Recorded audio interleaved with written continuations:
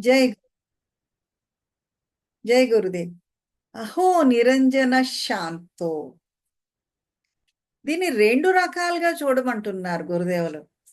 మనము hello నెంటి meditations అది చేసి ప్రశాంతంగా ప్రసన్నంగా మనస్సు ఉందనుకోండి, అప్పుడు మనం ఎలాగునో ఆ చైతన్యము అనంతాన్ని, ఆ భగవంతుడిని, ఇదంతా వ్యాపించి ఉన్నాడు భగవంతుడు అనేది చూడగలుగుతాము.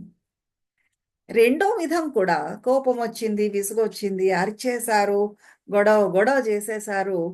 ఆ తర్వాత కాసేపు ఆగి అంటారు, ఎందుకలా అయింది? నేనైతే అలా ఉండనండి. ఎందుకో అలా జరిగిపోయింది. నేనైతే కాదు. ఒక శక్తి ఏదో ఉంది నాతో అలా చేయిపిచ్చింది. నేనైతే కాదు. అప్పుడు కూడా మనము ఎక్స్‌పీరియన్స్ చేస్తాము. అయితే మళ్ళీ రిగ్రెట్ ఫీల్ అవుతాం. అయ్యయ్యో! ఏంటి ఇలా ప్రవర్తించాను నేను. మళ్ళీ కోపం వస్తూ ఉంటుంది. ఒక చైను కలు కలు ఇలా అవుతూనే ఉంటుంది మనలో రకరకాల ఫీలింగ్స్ వస్తూ ఉంటాయి. కోపము, విసుగు, చిరాకు, పశ్చాత్తాపము అలా ఎందుకయింది? ఇలాగ ఈ చైన్‌లో చిక్కుకుపోతూ ఉంటాము. నైపుణ్యంతో దాన్ని నవ్వుతూ చూడాలి. ఈ ద్వంద్వాలకు అతీతంగా ఎదగాలి. ప్రపంచమంతా కూడా నీటి మీద బుడగలలాగా మనుషుల్ని అనంతం పైన బ్రహ్మంలో నీటి పైన బుడగలెలా వస్తాయో, అట్లా బ్రహ్మన్ పైన ఎగిసి పడుతున్న బుడగలలాగా చూడమని చెప్తున్నారు మనుషుల్ని గురుదేవులు. హ్మ్. ఒక బబులొచ్చింది. తర్వాత ఇంకో బబులొచ్చింది. ఆ తర్వాత ఇంకో బుడగ వచ్చింది. తరంగై ఫేన బుద్బుదౌ. హ్మ్. ఎలా అయితే నీటి బుడగలు పైకొస్తూ ఉంటాయో, అలాగనే ప్రతి ఒక్కళ్ళు కూడా ఎగిసి పడుతున్నారు సముద్రంలో. కెరటాలలాగా పైకి లేస్తున్నారు, మళ్ళీ పడిపోతున్నారు. ప్రతి కెరటానికి, ప్రతి మనిషికి కూడా వాళ్ళ ఆలోచనలు, వాళ్ళ గేమ్స్ వాళ్ళు ఆడుతూనే ఉంటారు. మళ్ళీ కరిగిపోతూనే ఉంటారు అనంతంలో. నీ జీవితంలో కూడా ఇంతే. నీ మనసు ఒక బ్రహ్మన్ పైన ఒక బబుల్ లాంటిది, నీటి బుడగ లాంటిది. అనంతం పైన వ్యక్తీకరించబడిన ఒక బుడగ. ఎన్ని రకాల మార్పులొస్తున్నాయి నీ మనసులో గమనించు రోజులో. ఎన్ని రకాల మార్పులు జరుగుతున్నాయి. ఊరికే కూర్చుని చూడు ఒకసారి. ఒక మనిషి గురించి రోజంతా గమనించు. అన్ని రకాల ఫీలింగ్స్, ఎమోషన్స్ వస్తూ ఉంటాయి. వెళ్ళిపోతూ ఉంటాయి. కోపమొస్తుంది, ఫ్రస్ట్రేషనొస్తుంది, విసుగొస్తుంది, సంశయం వస్తూ ఉంటుంది. ఒకళ్ళని నచ్చుకుంటారు, ఇంకొకళ్ళని నచ్చుకోకపోతారు. ఉయ్యాల్లో ఊగుతున్నట్లుగా ఈ ఫీలింగ్సా అన్నీ వస్తూ ఉంటాయి, వెళ్తూ ఉంటాయి. వస్తూ ఉంటాయి, వెడుతూ ఉంటాయి. ఇదంతా నథింగ్. ఒక్కొక్కసారయితే ఏమీ లేదండి. ఇవన్నీ పట్టుకు వెళ్లాడుతున్నాను. పారిపోదామని కూడా అనిపిస్తూ ఉంటుంది. మనసులో ఈ బబుల్స్ అన్నీ వస్తూ ఉంటాయి, వెడుతూ ఉంటాయి. ఒక ఆత్మలో ఒక బబుల్ లాంటివి ఇవన్నీ కూడా. నీ మూడ్స్ నువ్వు గమనించు. నీ మైండ్ అనే మనసులో మనసు ఉపరితలం మీద ఎగిసి పడుతున్న బబుల్సే మూడ్స్ అన్నీ కూడా అని ఇక్కడ ఒక సీక్రెట్ చెప్తున్నారు గురుదేవులు. ఏ ఫీలింగ్ అయినా, ఏ మూడ్ అయినా మన దగ్గర 2.5 రోజులే ఉంటుందిట. ప్రసన్నమైనది అవనండి, అప్రసన్నమైనది అవనండి. ఒక్కొక్కసారి ఇలా కూడా జరుగుతూ ఉంటుంది మనకి. చాలా ప్రియమైన వాళ్ళని కలుస్తాం, సన్నిహితుల్ని కలుస్తాము.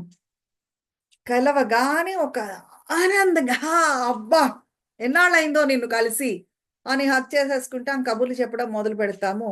అలా కాసేపు కూర్చునేసరికల్లా ఆ మూడ్ తగ్గిపోవడాన్ని గమనిస్తాము. ఇంకొక మూడ్ కింద మారిపోవడాన్ని కూడా గమనిస్తూ ఉంటాం. అవుతూ ఉంటుందా? లేదా? అంతట్లోనే కోపాలు తెచ్చేసుకుంటాము, అరిచేసుకుంటాం, తగు ఆడేస్తాం, మళ్ళీ సరదాగా నవ్వేసుకుంటాం.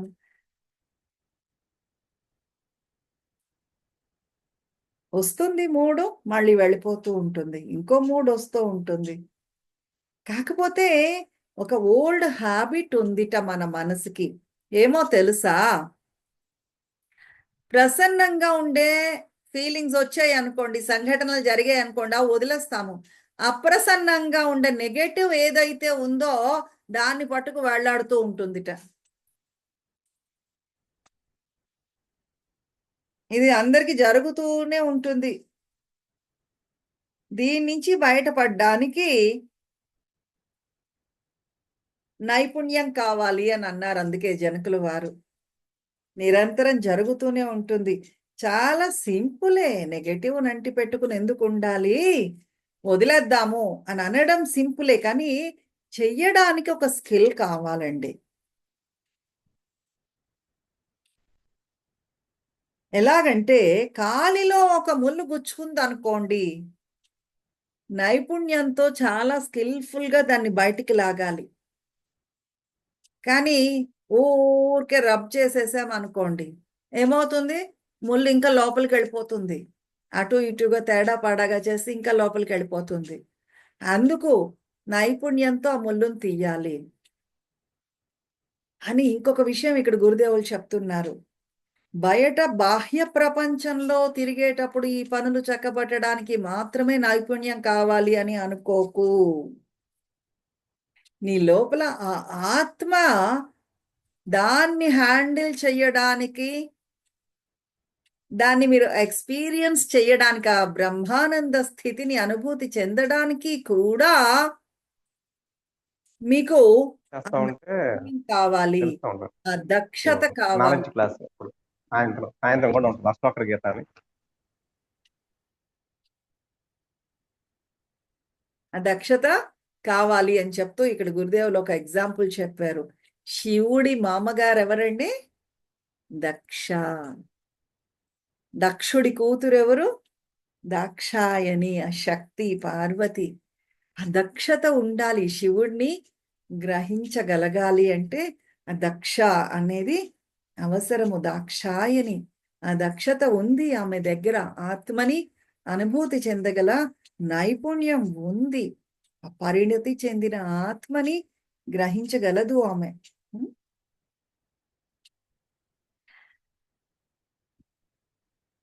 ధ్యానం చేయడం అనేది చాలా సింపుల్. ఏముంది, ఆలోచన లేకుండా కాసేపు కూర్చోవడం, అంతే కదా. రాళ్ళెత్తాలి అంటే, బరువులు మొయ్యాలి అంటే ఏదో నైపుణ్యం కావాలి. ఊరికే మాట్లాడ కూర్చోడానికి ఎందుకండి, కళ్ళు మూసుకుని మాట్లాడకుండా కూర్చుందికి ఎందుకు ప్రతి ఒక్కరూ చేయలేకపోతున్నారు? అది జరగదు. ఎందుకు అంటే ఈ మనసులో వచ్చే ఆలోచనలని నెమ్మదింపజేసి ఆ లోతుల్లోకి వెళ్ళి ఆత్మని అనుభూతి చెందడము అనేది అంత సులువైన పని కాదు. సింపులే, కానీ దానికి ఒక స్కిల్ కావాలి. ఎటువంటి స్కిల్ కావాలి అనేది ఇక్కడ జనకులు వారు చెప్పట్లేదుట. ఏదో ఒక డెఫినిట్గా ఒక నైపుణ్యం అయితే మాత్రం కావాలి అని చెప్తున్నారు. ఆ నైపుణ్యంతో ఏం చెయ్యగలరు మీరు? అంతటా ఉన్నది ప్రేమే, ఆ దైవత్వమే, దివ్యత్వం అంతటా నిండి ఉంది. ఆ ప్రేమ అంతటా, విశ్వం అంతటా నిండి ఉంది అనేది మీరు చూడగలరట. ఎవరికైనా కోపం వచ్చిందనుకోండి, ఎందుకు వస్తుందండి కోపము? ఆ కోపం వెనకాతల ఏముంది? ప్రేమ. దారిన పోయే దానయ్య మీద మీరు అరుస్తారా, కోపం తెచ్చుకుంటారా చెప్పండి? మీ అబ్బాయో అమ్మాయో పరీక్షలు రాసి ఇంకా బాగా మార్కులు తెచ్చుకోగలవు. ఆ స్కిల్ నీ దగ్గర ఉంది, ఆ తెలివితేటలు ఉన్నాయి, కానీ తెచ్చుకోలేదు కాబట్టి కోపం వస్తుంది. ఇది ఈ పద్ధతిలో జరగాలి, కానీ జరగకపోతే కోపం వస్తుంది. ఆ ప్రేమ దాని వెనకాతలు ఉన్నది కూడా. ఎవరైనా సేవ ఎందుకు చేస్తారండి? ఆ సేవ చేసేటప్పుడు ఆ వెనకాతల ప్రేమ ఉంది. ఆ ప్రేమని ఎక్స్పీరియన్స్ చేస్తూ ఉంటారు వాళ్ళు మళ్ళీ మళ్ళీ. ఒక పాట ఎందుకు పాడతారండి? Wonderful feeling of love. ఆ పాట పాడుతున్నప్పుడు వాళ్ళు అనుభూతి చెందుతారు. వాళ్ళు ఎక్స్పీరియన్స్ చేయడమో, ఆ పాట విని ఎదుటి వాళ్ళు ఆనందిస్తే అందులో ఆ ప్రేమని వీళ్ళు చవి చూడడమో ప్రతి పని వెనక ఆ ప్రేమ అనేది ఉంది. అందుకే గురుదేవులు చెప్తారు, అది పాజిటివ్ అవనండి, నెగటివ్ అవనండి, ఏ ఇమోషన్ అయినా సరే. అందుకే గురుదేవులు చెప్తారు, ప్రేమ అనేది ఒక ఫీలింగ్ కాదు, జీవితానికి బేసిక్ కోర్ మూలము ప్రేమే. ఎప్పుడు వదులుకోలేరు దాన్ని. కాకపోతే ఆ ప్రేమని, ఆ దివ్యత్వాన్ని, ఆ భగవత్ తత్వాన్ని అనుభూతి చెందడానికి, జీవితం వికసించడానికి, అది ఎక్స్పీరియన్స్ చెయ్యడానికి ఒక స్కిల్ కావాలి అంటూ ఇంకా ఎగ్జాంపుల్స్ ఇస్తున్నారు ఇక్కడ గురుదేవులు. ఎన్నో దారం పోగులు కలిపితే ఒక బట్ట అవుతుంది. అయితే ఆ బట్టలో దారం పోగులు వేరు చేసేసారనుకోండి, ఆ బట్ట ఎక్కడుందండి? క్లాత్ ఎక్కడుంది? ఊరికే దారం పోగులే అవన్నీ కలిపి. ఆ బట్ట వైపు చూడండి, అది బట్ట క్లాత్ అని అనిపిస్తుంది, కానీ దారం పోగులు అని చెప్తారా?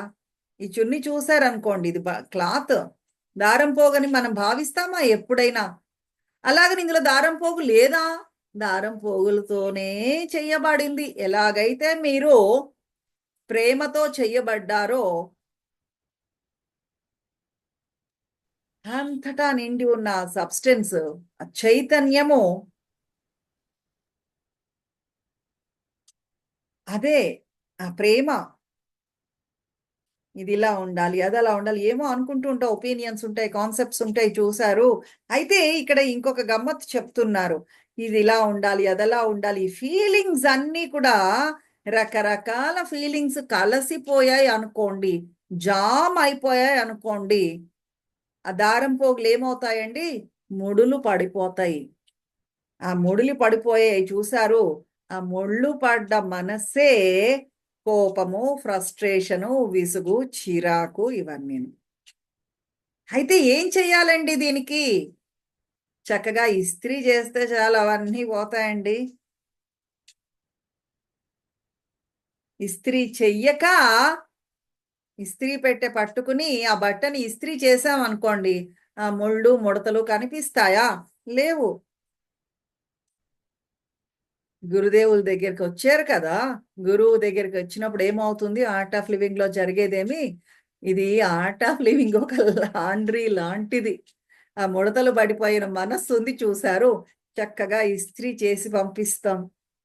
ఏమైనా మరకలుంటే తీసేసి, ఆ ముళ్ళు గట్రా ఉంటే పీకి పడేసి, నీట్గా ఐరన్ చేసి పంపిస్తాం. అదే మనసు భగవంతుడండి. ఎవరైనా చెడ్డ చెడ్డ పనులు చేయడం, చెడ్డ మాటలు చేస్తున్నారు అనుకోండి, అది చెడు కాదు, ముడతలు పడిపోయిందన్నమాట. మరకలు పడిపోయిన మనస్సు అది, అంతే. అవన్నీ తీసి పడేసేయడమే. ఇస్త్రీ చేసి ఉతికేసి ఆ బట్ట మీద మరకలు తీసేసినట్లుగా. కానీ ఆ లోపల ఉన్న దారం పోవు, ఆ చైతన్యం అనేది అలానే ఉంటుంది. ఏదో పైన కాస్త ముడతలు పడింది బట్ట, పైన కాస్త మరకలు పడింది అంతే. ఐరన్ చేసి తీసి పడేయచ్చు అవన్నీ కూడా. అందుకే ఈ రకంగా మీరు చూసారనుకోండి, ఇంకా సమస్య ఏముందండి? ఏ సమస్యనైనా చూసి నవ్వేయచ్చు. వాడు అలా మాట్లాడుతున్నాడు, వాడు అలా బిహేవ్ చేస్తున్నాడంటే, ఒరేయ్ నీ మనసులో మరకలున్నాయిరా బాబు, ఇస్త్రీ కావాలి అంతే నీకు. రా ఆర్ట్ ఆఫ్ లివింగ్ కి మెడిటేషన్ చేయి, సుదర్శన్ క్రియ చేయి, ఆ మరకలన్నీ కూడా తుడిచివేయబడతాయి. ఈ జీవితము భగవంతుడిది అని ఎప్పుడైతే చూసారో, భగవత్ ప్రసాదము జీవితము అని చూసారో, సమస్యలన్నీ మాయమైపోతాయండి. ఎప్పుడైనా మీరు చూడండి, మరకలు లేని, మీరు కట్టుకునే బట్టకి మరకలు పడకూడదు అని అనుకోవడం అనేది జరుగుతుందా? మీరు అనుకున్నంత మాత్రాన మరకలు పడకుండా అయిపోతుందా? షో కేసుల్లో బొమ్మలు పెడతారు చూడండి, లేదు మోడల్స్ ఉంటాయి విండోలో, వాటి మీద మరకలు ఉండవు. అంతేకాని నలుగురిలో తిరుగుతాను, జీవితంని అనుభవిస్తాను అని అనుకున్నప్పుడు ఖచ్చితంగా మరకలు పడతాయి. మరకలు పడితే, ముడతలు పడిపోతే భయపడిపోతామా? ఇస్త్రీ చేసి శుభ్రం చేసేస్తాం అంతే. అలాగనే సమస్యలు కావచ్చు, ఘర్షణలు కావచ్చు, మనసులో లేస్తూ ఉంటాయండి. పరిస్థితుల్లో కొన్ని పరిస్థితుల్లో కొన్ని సమస్యలు వస్తాయి, కొన్ని ఘర్షణలు వస్తూ ఉంటాయి మనసులో. అవన్నీ పై మరకల లాంటివే పోతాయి. నీ లోపల ఆ దివ్యత్వం అలాగనే ఉంది. కెరటాలు లేస్తాయి, పడుతూ ఉంటాయి. అయితే నీ తెలివితేటలతో, నైపుణ్యంతో ఆ భగవంతుణ్ణి చూడు. ఇదంతా ఒక బొమ్మలాట అని తెలుసుకుంటావు. అప్పుడేమవుతుంది, జీవితం అంతా ఒక గేమ్ అయిపోతుంది, ఒక ఆట అయిపోతుంది. చాలా కలర్ఫుల్గా ఉంటుంది, చాలా చార్మింగ్గా ఎంజాయ్ చేయడం మొదలు పెడతారు. అహో, నేను కూడా ఇలా బిహేవ్ చేస్తున్నానే, నాకు ఈ ఫీలింగ్ వచ్చింది, ఎంజాయ్ చేయడం మొదలు పెడతారు. దయ అవసరమే లేదు అంటూ ఉంటారు. బుద్ధుడికి చాలా దయగలవాడండి అని. అది దయ కాదు. బుద్ధుడి దగ్గర ఉండేది దయ చూపించడం కాదు, ఫన్. అది ఎంజాయ్ చేస్తున్నాడు, ఈ మనుషులు ఇలా బిహేవ్ చేస్తున్నారే అని. ఎన్లైటెండ్ పర్సన్ కదా, ఆల్రెడీ జ్ఞానోదయం అయిపోయింది వారికి. అందువల్ల ఎంజాయ్ చేస్తున్నాడు, ఫన్ చూస్తున్నారు, దయ చూపించడం కాదు. ఎవరో బాధపడుతున్నారు, ఏం జరుగుతుంది? మనసుకి ఒక మెచ్యూరిటీ వచ్చేస్తుందండి. చిన్న చిన్న బాధలన్నీ పట్టుకు వేలాడడం మానేసి ఒక పరిణతి, ప్రౌఢత్వం వస్తుంది. ఇది గమనించగలుగుతాము. ఓహో, ఇది కూడా పోతుంది, నేను చూసేసాను ఎన్నో ఇలాంటివి అంటారు చూడండి. మెచ్యూరిటీ వస్తుందన్నమాట. ఎటువంటిది అంటే, జీవితంలో మీతో స్నేహంగా ఉండే వాళ్ళని మీరు విడిచిపెట్టుకోలేరు. ఇంకో విషయం తెలుసా, మీతో స్నేహంగా లేని వాళ్ళని కూడా మీరు వదిలేయలేరు. వాళ్ళని పట్టుకుని వేళ్లాడుతూనే ఉంటారు. మనసు తిరుగుతూనే ఉంటుంది, అటు ఇటు అన్ని వైపులా తిరుగుతూనే ఉంటుంది, మరకలు అవుతూనే ఉంటాయి అంటూనే ఇంకా ఎగ్జాంపుల్స్ ఇస్తున్నారు ఇక్కడ అష్టావకుల వారు. చెరుకు గడలో తీయదనం ఎలా అయితే ఉంటుందో, ఎక్కడ ఉంటుందండి? ఒక చెరుకు గడలో ముందు ఉంటుందా తీయదనం? మధ్యలో ఉంటుందా? చిగురులో ఉంటుందా? అంతటా నిండి ఉంటుంది. ఒకసారి పిప్పి అందులోంచి జ్యూస్ తీస్తాడు, షుగర్ కేన్ జ్యూస్ తీస్తాడు కదా, తీసాక అయిపోతుందా? మళ్ళీ పెడితే మళ్ళీ అదే టేస్ట్ ఉండే జ్యూస్ వస్తుంది. 2-3 సార్లు మళ్ళీ మళ్ళీ తీస్తూనే ఉంటాడు, అవునా? ఎలా అయితే మళ్ళీ మళ్ళీ తీసినా సరే ఎక్కడైనా చెరుగడ్డలో అదే తీయదనం ఉంటుందో, అట్లానే సముద్రపు నీరులో ఉప్పదనం. ఎక్కడ చూసినా సముద్రం మధ్యలోకి వెళ్ళి తీయండి, అదే సాల్టీ టేస్ట్. మొదట్లో తీయండి, అదే సాల్టీ టేస్ట్. ఎలా అయితే సముద్రపు నీరులో ఎక్కడైనా ఒకే రకమైన టేస్ట్ ఉంటుందో,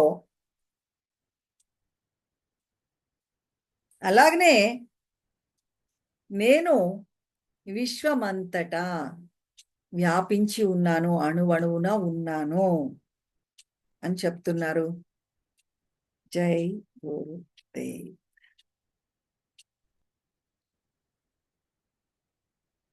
ఇక్కడితో ఆపుదాము. గురుదేవుల వీడియో చూద్దాము, మళ్ళీ డిస్కషన్ చేద్దాం, రేపు కంటిన్యూ చేద్దాం. జై గురు.